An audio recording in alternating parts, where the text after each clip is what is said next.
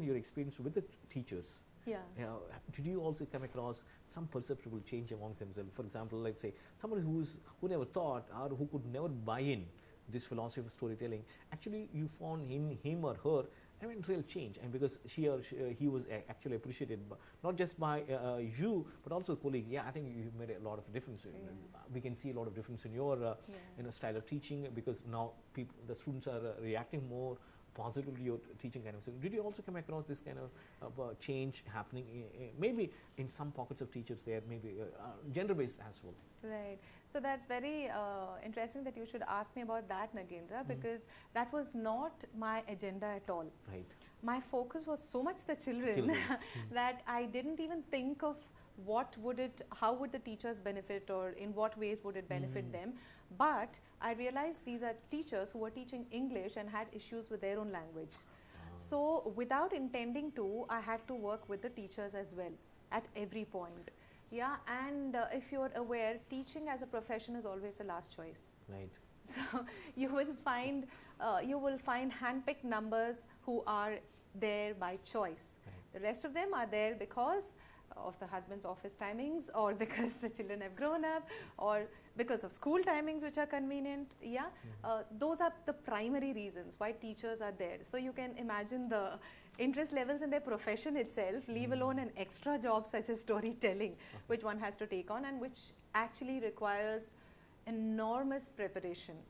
There's a lot of preparation you need to do before you go even to class UKG with a story. You need to be so sure of your story, you need to have rehearsed it. There are so many elements.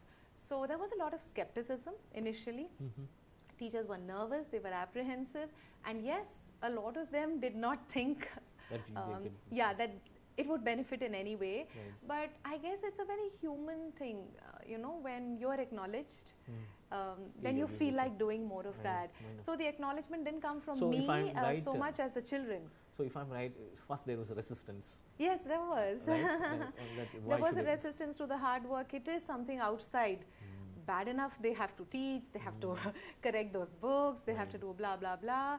So, of course, even I had to modify my approach to them. Yes, my ambitious plans initially. Oh, we'll do this, we'll do that. And we said, no, practically this won't work.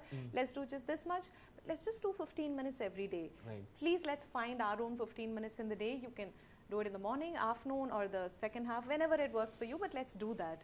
So we did do a lot of modification, and I found that after a point, when I was a little preoccupied with the children, they would come back, ma'am, I found this story, ma'am, I'd like to do this story, ma'am, how will the story work?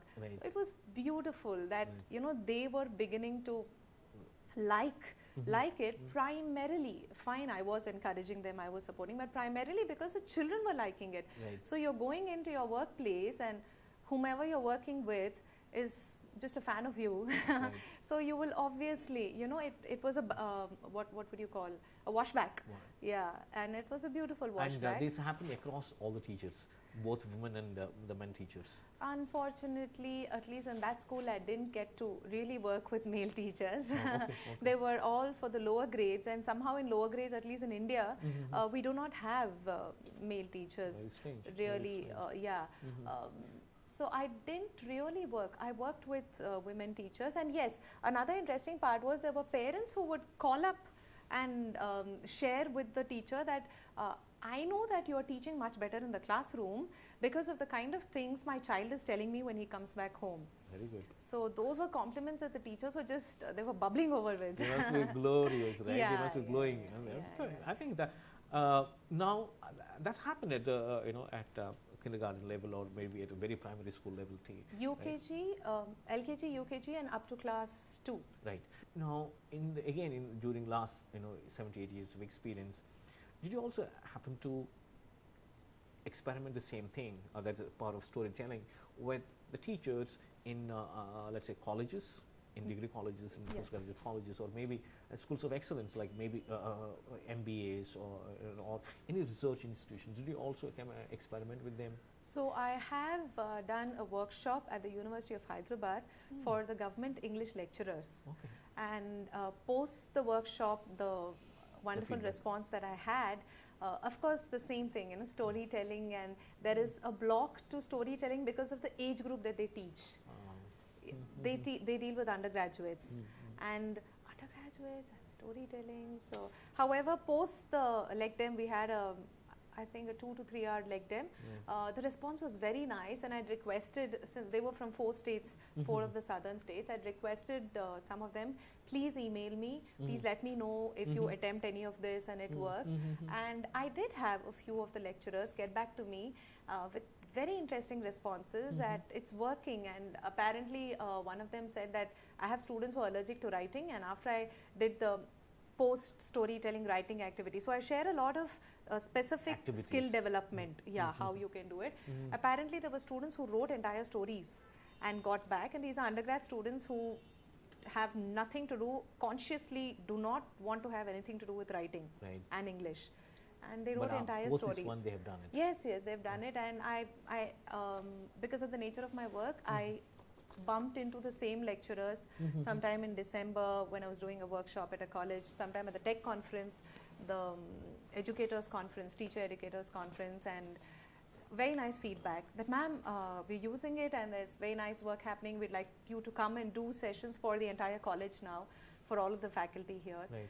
So I do think you have very positive experience with them as well. Yes. Right. Yes. Now, so let me ask you also that, do you think it has to be made mandatory for all the teachers across the spectrum, not just primary, at a higher secondary or a degree college or a postgraduate or at the research level? You are talking about 6 to 7 layers of teachers that we have in the country. Right. So do you think, because from your experience, because if you are seeing a positive change in the people they are supposed to be responsible, that is the children themselves, if a teacher can bring that kind of transformation through his small behavioral change, or so the mental blocks that he has removed, I think, do you think therefore that this has to be made mandatory as a part of every teacher, whoever gets into the classroom, that you must have this skill, otherwise forget it? Do you think it has to be made mandatory? Because you have seen the power of this storytelling, and you have seen a lot of feedback coming back right from the parents of the children and the children themselves and the teachers themselves. So therefore, do you think it has to be made mandatory at some level, maybe at a policy level? But there are a lot of I think colleges which are run by groups, or let's say, or family houses, or basically which are independent of the government and things like that, right? So do you think they should be convinced, they should be told in uncertain terms that it has to be done? Because then your teachers can make a real difference to the classroom. About stories being shared in a learning space and storytelling happening in a learning space, I'm all for it. And it would be a dream come true to see it happen in any learning space where the facilitation of learning is happening. Having said that, convincing individuals, yes, is far more difficult. Exposing them to the experience and hoping that they would want to assimilate it would be great. Things that happen at the policy level would be wonderful. For example, Canada is right now, as we talk, working on a national curriculum which is based on storytelling. Fantastic. And I think we should adopt it. Yeah, they have a 3-year agenda, and they should shortly be executing that. So an entire country doing that, there must be something to storytelling. Absolutely. Yeah. Absolutely. So I would definitely, we are pushing, there are people there. See, pedagogy is vast. Right. So there are so many elements, and storytelling is perceived as one element and one option and one pathway.